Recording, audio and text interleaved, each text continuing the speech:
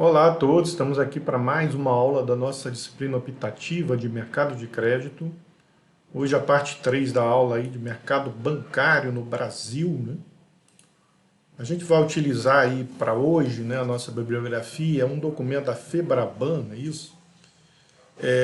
Como fazer os juros serem mais baixos aí no Brasil, lá de 2018, né? Então a Febraban, em resposta aí a um questionamento, né, da sociedade brasileira, né, ela redigiu, né, a gente pode chamar um tipo de cartilha, né, até tem, não chega a ser um documento científico, tá, gente?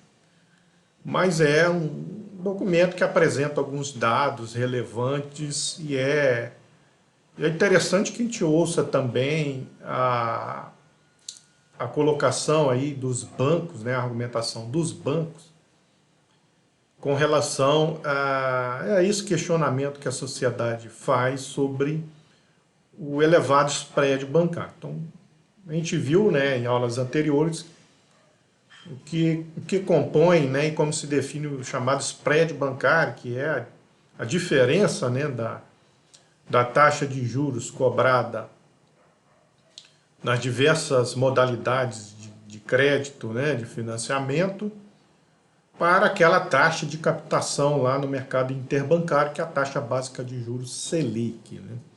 Ok? Então, a Febraban coloca aí, né, que são basicamente 6 as causas aí do elevado spread bancário, né? O primeiro seria, claro, que é sempre colocado aí como vilão da história, mas a gente vai ver então que não é o único, a gente já viu também em aulas anteriores, lá naquele modelo de panelas bancárias, né, que a gente calcula o spread, né, que mostrei para vocês, que o custo que a gente chama custo de captação, né, lá no mercado interbancário, que é dado pela taxa básica de juros Selic, não é o único, né, e não é o vilão da história. A gente vai ver que mesmo que a taxa básica de juros caia bastante, isso vai ter aí uma resposta aí de por volta de 30% na queda do spread, mas não vai cair mais do que isso, exatamente pelo que a Febraban está colocando aqui, que há outros componentes do spread que aí depende de outras medidas. Então não é só diminuir a taxa básica de juros, tá, gente? O segundo ponto seria a concentração bancária. A Febraban coloca que, apesar, e a gente vai detalhar isso, apesar da concentração bancária no Brasil ela ser elevada, né, ela vai mostrar que existe outros países com concentração bancária até maior do que o Brasil, com spread bancário menor, né? Então não seria esse. Ela cita também um documento do Banco Central dizendo também que a concentração bancária não é o problema, né? Então, na verdade, o problema do Brasil não é somente a concentração bancária, mas que está aí, a gente demonstrou em aulas anteriores, né? E apesar de eu vou mostrar números, a gente ter mais de 150, acho que 152 bancos, né? De fato, bancos, mas a gente tem 5 aí que dominam o mercado. Mas a questão é a mobilidade, tá? Da liquidez entre esses bancos, a mobilidade dos clientes entre esses bancos, tá? Isso é uma coisa que a Febraban não fala aí no texto, né? Mas que terá uma medida aí do Banco Central, né? Que é o chamado Open Bank, né? Para tentar aumentar a mobilidade, né? Quando você não está satisfeito com um banco, você encerra a sua conta lá, então a gente sabe da dificuldade que é de encerrar a conta num determinado banco e agora é muito fácil, né? Abrir conta num banco, hoje em dia está muito fácil, você abre pelo celular, né? Pelo seu smartphone você consegue abrir uma conta num banco, né? Já foi mais difícil. Abrir está sendo fácil. Difícil é você fechar. E é uma coisa que acaba acontecendo quando você vai para outro banco, você perde todo o seu histórico você não consegue levar o seu histórico que você tinha de relacionamento que você tinha no banco anterior para esse novo banco. Então, é como se você começasse a sua história ali do zero com aquele banco, e isso dificulta para que o banco te avalie se você é um bom pagador, um mau pagador. Então isso acaba fazendo com que o banco, se for te oferecer uma linha de crédito, te ofereça uma taxa de juros maior, por exemplo. Poderia ser menor se ele conhecesse seu histórico, por exemplo, de bom pagador no banco anterior. Ok? Enfim, então, essa é a parte da concentração bancária. Inadimplência é um dos maiores custos que eles vão colocar aí, tá? Não confundam, tá, inadimplência com endividamento, né? Então, muitas vezes a gente vê aí colegas economistas colocando o elevado endividamento das famílias e das empresas como necessariamente um problema, né? E a gente viu ao longo desse curso, né, que a dívida e o crédito, elas fazem parte, dinamizam a economia, tá? Então, desde que sejam dívidas, né, saudáveis e que você consegue pagar os juros daquela dívida e ir amortizando essa dívida, né, você não tem problema nenhum com o endividamento, né? O problema é quando a gente entra nos ciclos ruins lá da dinâmica minskiana, em que os agentes não conseguem pagar nem os juros da dívida. E aí sim, ao não pagar os juros da dívida e a dívida, a gente entra na situação de inadimplência, quando famílias e empresas não estão conseguindo pagar aquela dívida, né? Nem os juros e nem amortizá-la, e aí vai rolando juros sobre juros ao longo do tempo, e a dívida só aumenta, né? Então, esse é o problema, né? Então, é a inadimplência. Então a gente vai ver porque que a inadimplência ocorre, qual é o problema aí da economia brasileira. Quarto ponto aí, custos operacionais e administrativos, um ponto contraditório, porque os bancos brasileiros são os que mais investem, são os mais eficientes, mais seguros do mundo. O sistema, né, operacional dos bancos, da sua relação com o Banco Central no Brasil, informatizado, ele é né, de transferências, de recursos, de liquidez, é um dos mais modernos do mundo, mas mesmo assim a gente paga, né, por taxas e juros elevados devido ainda a custos operacionais e administrativos elevados, eles repassam isso para os clientes, tá? Então os bancos vão colocar aí. Por que que isso acontece? Então, muitos custos eles dizem que não dependem somente deles, tá? Reduzidos, tá? Ok? Quinto ponto, aí eu não vou detalhar, só vou falar aqui rapidamente, tá? Não vou entrar em detalhes, mas é uma coisa que está em pauta aí já, uma reforma tributária, né? Acreditem, mas óbvio, acreditem, mas a última grande reforma tributária aconteceu na ditadura militar, tá, gente? E desde então a gente nunca teve uma reforma tributária. Então, há regras de tributação que prevalecem desde aquela época, dos anos 60, tá? Então veja só, né? O Brasil já mudou completamente desde os anos 60 para cá. A gente não tem a mesma estrutura econômica daquela época, a mesma estrutura social, e a gente continua tributando de uma maneira arcaica e defasada. Obviamente que houve aí pequenas modificações tributárias ao longo do tempo, mas não uma reforma grande, né? Então a gente tem aí mais um governo que promete agora botar em pauta a reforma tributária, e vamos ver se dessa vez sai lá as discussões sobre isso lá no Congresso e no Senado, tá? Mas é um dos custos que acaba onerando ali os juros. Então, se não houver aí uma modificação com relação a isso, o juros sempre vai ter um piso ali também. E por fim, que eles colocam aí, o último ponto é a questão do cheque especial e do cartão de crédito, né, que são os vilões, aí são os que têm maior taxa de juros. E aí os bancos vão explicar, basicamente, que uma coisa, né, o Banco Central, ele acaba divulgando aí valores de 200 a 300% do cheque especial e dos juros do cheque especial e do cartão de crédito.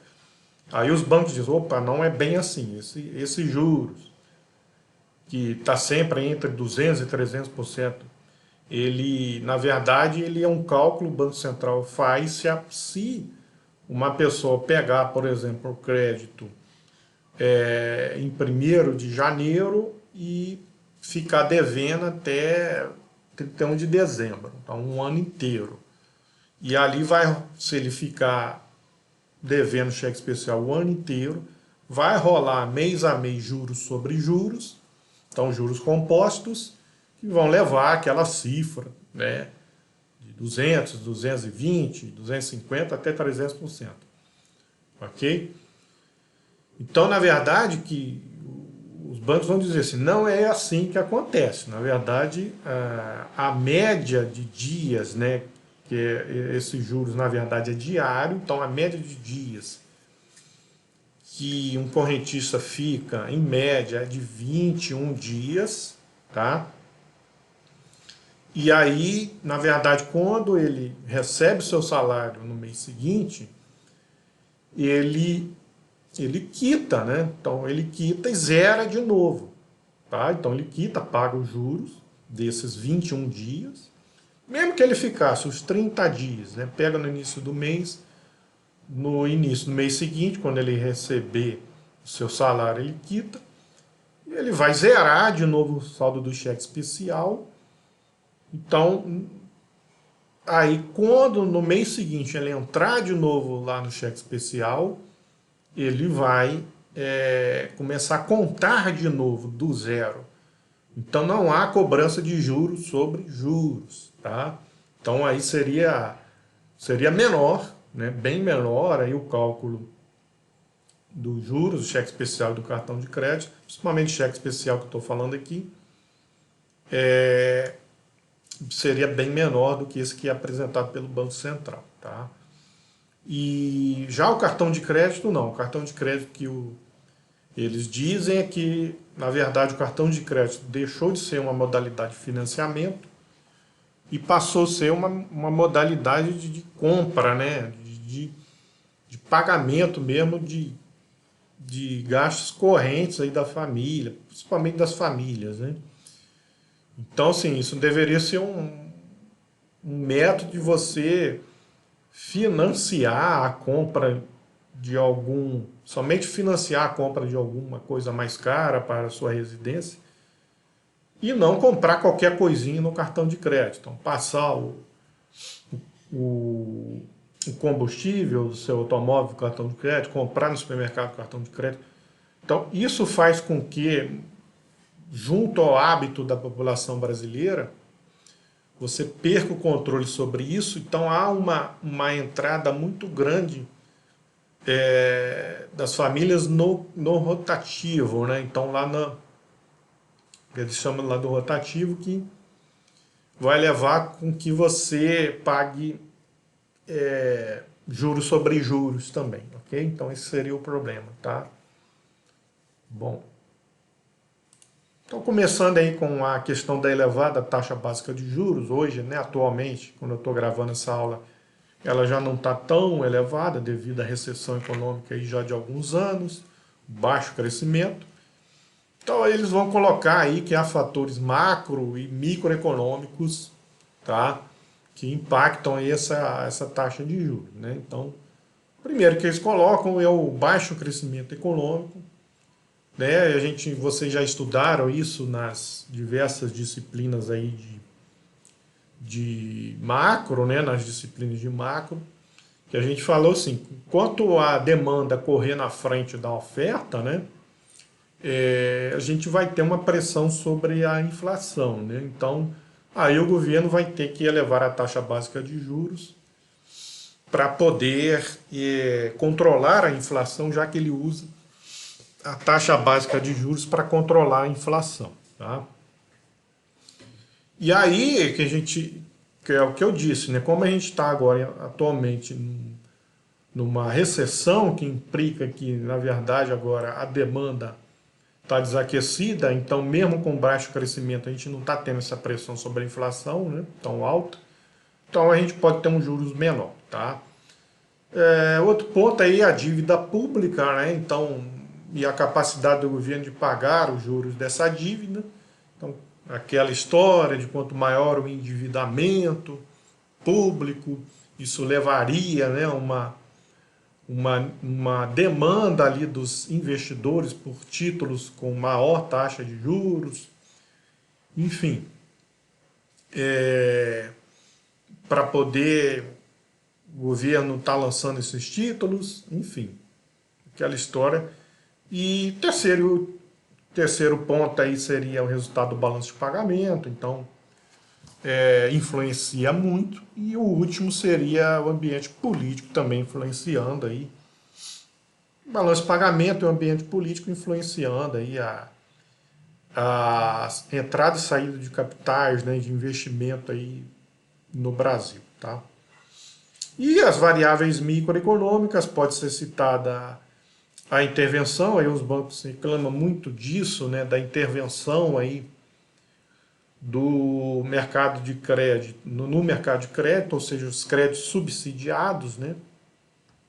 Principalmente ali no setor imobiliário, no setor rural, crédito rural, né? Então, os bancos reclamam muito que o fato do governo ofertar esse crédito subsidiado, tem lá o do BNDES também, né?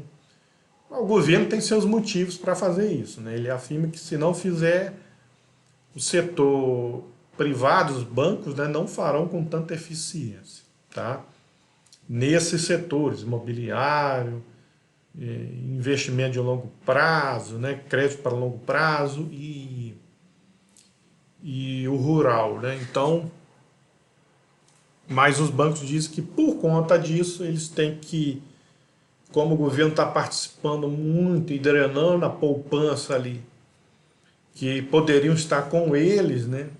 Então aí drena a poupança, reduz ali a liquidez disponível para os bancos. Então eles acabam tendo que nas modalidades que sobram para eles atuarem, eles têm que cobrar uma taxa de juros aí mais elevada, ok? Para poder recuperar essas perdas, né? Aqui, último ponto aqui, confiança nas instituições. Eu creio que isso seja uma coisa que vem, né, diminuindo aí ao longo do tempo, mas é uma memória que a gente tem dos anos 80 e 90, né, da hiperinflação, enfim, das interferências no sistema, exageradas no sistema financeiro e bancário. Creio que seja uma coisa que tem, mas ainda existe uma certa desconfiança da população brasileira com relação à atuação aí dos bancos, né? Ok? Então a gente começa aí o primeiro ponto, né, a concentração bancária, né? Então esse primeiro ponto, discutir aí, primeiro não, segundo, né? O primeiro foi a elevada taxa básica de juros, né, o elevado custo de captação. Então agora o segundo ponto, né, a concentração bancária. Então será mesmo então que é tão concentrado? Eu já mostrei em outras aulas para vocês que sim, né? E nas outras aulas eu mostrei para vocês que 5 grandes bancos dominam o mercado bancário brasileiro, mas na verdade a gente tem 152 instituições que são consideradas bancos, tá? E aí há duas coisas que aí a Febraban vai colocar aí, mas olha só, realmente houve 2 ciclos de concentração bancária no Brasil. O primeiro foi o ciclo lá do governo Fernando Henrique, quando ele colocou aquelas medidas de modernização do sistema financeiro que a gente já discutiu em outras aulas. A gente viu que houve uma concentração bancária, que é o primeiro ciclo. O segundo ciclo de concentração bancária ainda maior ocorre a partir de 2018. 2018 não, desculpa, 2008, que é a crise do subprime. Então, a gente tem um segundo ciclo de aumento ainda da concentração bancária no Brasil, tá? Então, apesar, a Febraban coloca que apesar desses dois ciclos de aumento da concentração bancária que realmente existe, você, na verdade, ao longo desse tempo, você tem uma queda do spread, né? Então, tá aí um primeiro gráfico aí, lá desde 94 até 2012, que mostra essa queda do spread aí nesse primeiro momento, né? Principalmente aqui, né, de 94 até 2008, né? Depois de 2008 a gente vai ter uma outra dinâmica e eu vou mostrar um gráfico para vocês mais detalhado desse período aqui, tá? Aí a gente já entra numa outra dinâmica, tá? Mas aqui a gente tem uma queda, apesar da concentração bancária, na verdade a gente tem uma queda do spread, tá? Segundo momento que eu detalhei aqui para vocês, tá? É esse momento aqui, que na verdade a gente tem o spread oscilando, mas ele não tem uma tendência de queda, mas um spread oscilando aqui em torno de uma média, tá? Então ele não tem uma tendência de queda, então você está oscilando em torno de uma média, ele está mais para estar aí estabilizado e não caindo. Mas, como eu disse para vocês, né, quando os juros cai, ele vai cair, mas não é só a taxa básica de juros que define aí a queda do spread. Há outros fatores que a gente vai estudar agora, tá? Detalhar agora para vocês, ok? Então, de fato, o Brasil é uma economia com poucos bancos, tá? São 152 instituições bancárias. Aqui são alguns países do mundo, eu tirei esses dados do BIS, tá? Então a gente tem basicamente 3 países que tem muitos bancos, são Japão, Índia e Alemanha, tá? Depois a gente tem outros países como Itália, França, Espanha, aqui, Rússia, tem bastante banco, Hong Kong, tá? E a gente tem países, a Suíça aqui também, né? E a gente tem países que são mais parecidos com o Brasil, tá? Então tá aqui o Brasil, 152 instituições, tem países que tem menos bancos até que o Brasil, África do Sul, Arábia Saudita, Argentina, Bélgica, aqui, Canadá, México, Países Baixos, né? E Turquia, né? Tem menos bancos que o Brasil até.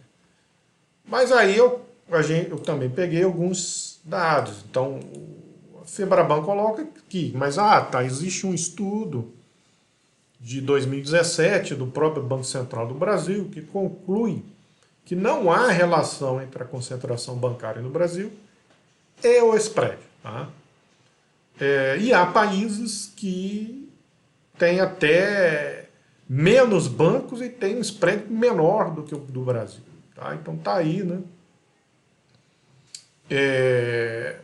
Tá aqui então uma tabelinha aqui com... Aí eu peguei lá também no BIS, né? Então ele não tem um spread bancário para todos aqui, mas para algum daqueles da tabela anterior que eu mostrei para vocês. Então vejam só. A Argentina, ela tem menos bancos que o Brasil, tem um spread menor, ok? Em torno de 20 aí, %, ok? Olha o Canadá, tem menos bancos, um spread bem pequeno, ok? China, claro, tem muitos bancos, um spread pequeno, então não há uma relação definida entre número de bancos e spread, tá, gente? Então, vocês podem olhar detalhadamente aí por essa tabela, né? Ok? Então, o que na verdade define o spread bancário aí no Brasil? Então, essa tabela aí que está lá no documento já mostra isso na verdade está nessa pesquisa aqui do Banco Central e alguns relatórios do Banco Central também, tá? Que mostram isso. Então, como eu disse para vocês, na verdade eu falei em torno de 30%, mas chega a quase 40% o custo de captação lá com a taxa básica de juros, a Selic, tá? Então, na verdade, se a Selic aqui caísse muito, a gente conseguiria cair aí quase 40% do custo do spread, mas nada além disso. Por quê? Os demais custos seriam o da inadimplência, não é isso? Ou seja, realmente naquela situação em que os bancos colocam que a inadimplência ocorre principalmente no cartão de crédito, no uso indevido do cartão de crédito, no uso indevido do cheque especial, tá? Porque essas duas modalidades que os bancos colocam, que as duas veio a substituir o chamado cheque pré-datado, né? Então havia um hábito no passado, né, das famílias brasileiras e das empresas, né, do comércio, utilizasse muito dos cheques pré-datados. Então, quando houve essa modernização da oferta maior de cheque especial e da oferta, né, do crédito ali no cartão de crédito, e as empresas passaram a substituir, né, porque aquele cheque pré-datado era uma dor de cabeça, né? Havia muito cheque sem fundo, então as empresas perdiam muito com isso. Então, o crédito, né, do cartão de crédito e a utilização do cheque especial resolve isso, muito mais segurança para as empresas, tá? Só que isso acabou trazendo, mesmo assim havendo inadimplência, tá? Enfim, como a inadimplência no cartão de crédito é diferente da inadimplência do cheque pré-datado, né? O cheque pré-datado, se não pagasse, você teria que levar para receber na justiça, né? Já no cartão de crédito, não, a pessoa vai ficar rolando lá juros sobre juros no rotativo. E é isso que eleva aí esses 22,7% aí o spread bancário. 15,2% são despesas administrativas dos bancos, tá? Então a gente vai detalhar a manutenção dos bancos no seu investimento em tecnologia e na manutenção dessa tecnologia, né, operação dessa tecnologia. E o outro são custos com segurança e custos aí, vamos dizer assim, né, da burocracia, né, interna, ok? Terceiro, quarto, né, primeiro foi o custo de captação, segundo, terceiro, quarto seria a tributação, enfim, tá, determinada pelo governo. E aí o quinto e último seria, aí sim, seria a margem de lucro aí dos bancos em cima disso. E está aí por volta de 9%, ok? Aqui do lado é só retirando o custo de captação, só para mostrar para vocês que, mesmo que você zere aqui a Selic, zere o custo de captação dos bancos, você ainda teria aqui um spread bancário determinado pelos outros 4 fatores, tá? Ok? Então a inadimplência, que é, tirando o custo de captação, é o maior, né, problema aí do spread bancário, ela então é mais de 1/3 aí da composição do spread bancário. Então a inadimplência no Brasil é cerca de 2 vezes maior do que os demais países emergentes e 8 vezes maior do que nos países desenvolvidos. Isso deve-se a uma ciranda financeira que ocorre, né? Então, a inadimplência no Brasil acaba sendo elevada, porque a renda média do brasileiro já não é muito elevada e ela é inconstante, né, intermitente, né? Então, às vezes o brasileiro aí ele está desempregado e aí perde boa parte da sua renda. Enfim, muitos dependem aí são microempreendedores e também a renda, os ganhos não são constantes ao longo do tempo, tá? Ok? Então isso leva à queda que a queda de renda em alguns momentos faça com que boa parte das famílias e das empresas, dos microempreendedores, dos empreendedores fiquem momentaneamente inadimplentes. E isso leva ali a cobrança de juros sobre juros ao longo do tempo, que depois, quando ele volta a ganhar, né, ganhar, recuperar a sua renda, mas eles têm que pagar tudo que ficou para trás lá de juros, tá? Então isso, ao longo do tempo, faz com que os bancos vão elevando os juros por conta dessa inadimplência, porque, na verdade, a própria apostila aí da FEBRABAN fala isso, né? Bota isso bem claro. O que o banco faz? O banco eleva os juros, por quê? Porque ele vai tentar recuperar o prejuízo que ele tem com os inadimplentes com os bons pagadores. Então, ele aumenta os juros para poder ganhar com os bons pagadores e pagar aquilo que ele está perdendo com os inadimplentes. Tá? Então, isso eleva a taxa de juros para os bancos recuperarem as perdas com os bons pagadores. Então, esses juros mais elevados dificultam ainda mais o pagamento das dívidas lá dos inadimplentes. Quando voltam, acabam ali, né? É claro que tem as renegociações e tal, mas eles acabam tendo que pagar um montante muito elevado quando estão tentando se recuperar de uma crise anterior.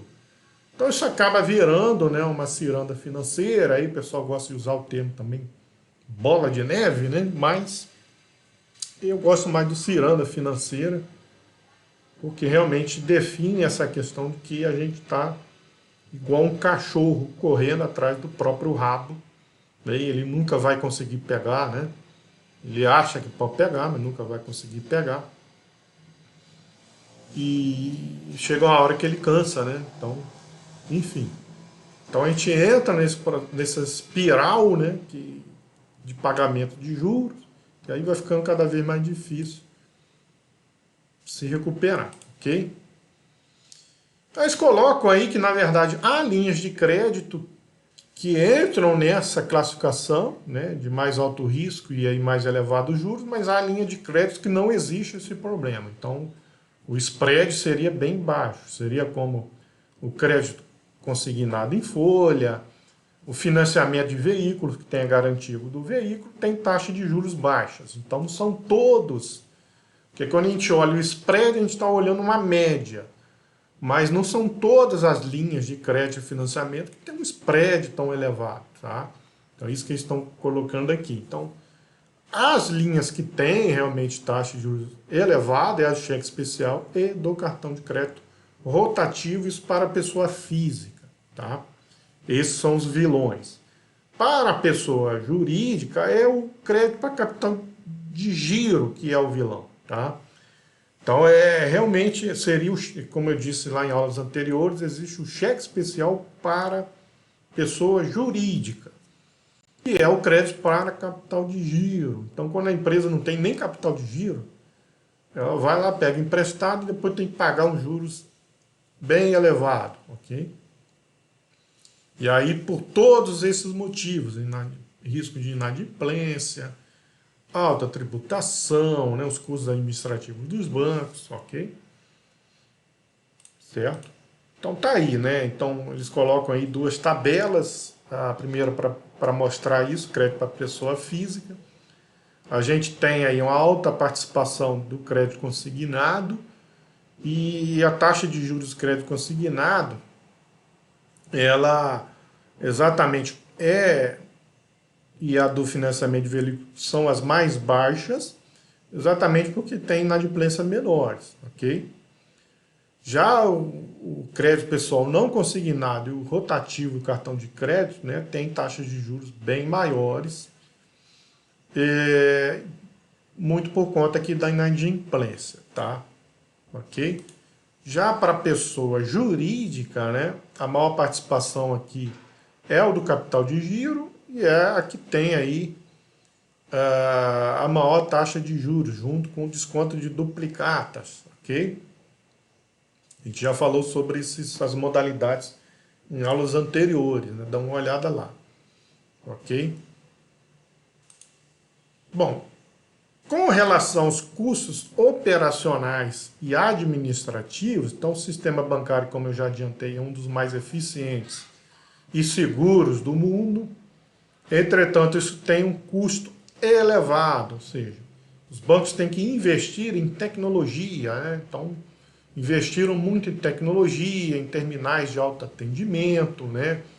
a criação de uma empresa aí chamada TecBan, só para cuidar de todo esse sistema, né? Que é a empresa aí responsável pela gestão desses terminais, tá? O uso de biometria, né, para aumentar a segurança ali, implementação de chips em cartão de crédito e débito, ok? Alteração de plataforma de pagamento e atualmente aí os aplicativos para celulares que a gente pode colocar aqui também, tá? Então houve um elevado investimento que os bancos têm que recuperar, tá? Em modernização e sofisticação tecnológica, ok? Isso tem um custo, né? Certo?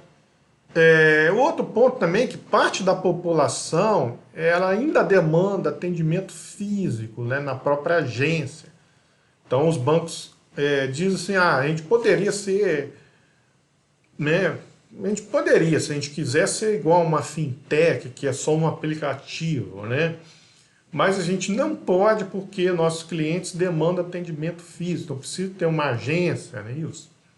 Então aí requer ainda investimento em instalações, em segurança, transporte do dinheiro físico, né?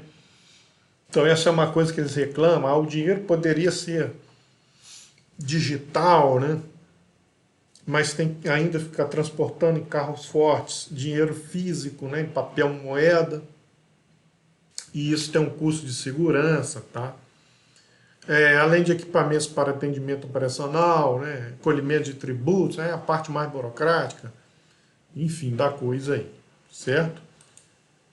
Então, os clientes deveriam ganhar duplamente com as inovações, né? Então, primeiro, com a melhoria do atendimento, isso eles dizem que realmente o custo caiu, o atendimento hoje no Brasil é um dos melhores do mundo, mas a redução de fato dos custos operacionais totais não ocorre, que reflete aí uma elevada, e eles vão dizer por que não ocorreu a queda de todos os custos, né? Então, por que não há esse ganho? Então, uma série de despesas e custos não depende dos bancos. Quais são eles, né? Principalmente o custo com a segurança jurídica. Então, a legislação atual impede a maior oferta de serviços eletrônicos ao correntista, exigindo comparecimento a agências bancárias. Então, no Brasil, a gente ainda necessita ainda da agência física, né? Então, como eles dizem, se eles pudessem ser um aplicativo só, como as fintechs, poderia reduzir os custos. Mas eles ainda são obrigados a ter agências físicas, tá?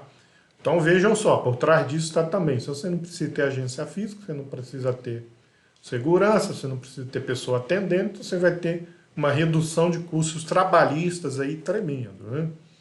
E aprovação de um teto menor para saques, ou seja, isso aqui na verdade que eles estão dizendo, que há um custo com o transporte, o manuseio do dinheiro físico, que seria menor. Então isso tudo seria melhor para o governo, tá? Representaria maior eficiência do governo para taxar e recolher os impostos, né? É muito mais fácil quando há circulação somente de dinheiro digital e não mais dinheiro físico. Para as autoridades policiais, porque não precisariam ficar ali, né, se preocupando ali com assaltos ali em torno das agências bancárias, ok? Né, a famosa saidinha de banco, e também na Polícia Federal ali, no rastreio ali de operações não legais ali dentro do sistema, ok? Para os clientes, maior segurança, então, enfim, isso aí eles colocam aí, mas dá para a gente botar entre aspas também, porque tem que ter segurança também nas transações, né, digitais, tá? Então há o roubo digital também, tá, gente? Dos hackers, né? E, por fim, para os bancos, maior volume de depósitos, possibilitando maior segurança na oferta de crédito, tá bom, gente? Então, essa são a discussão sobre isso. Vocês veem que há uma gama, né, de coisas envolvidas, porque que o spread bancário no Brasil é tão alto, tá? E é um dos maiores do mundo, tá, gente? Então, a gente vai ficando por aqui e até a próxima aula.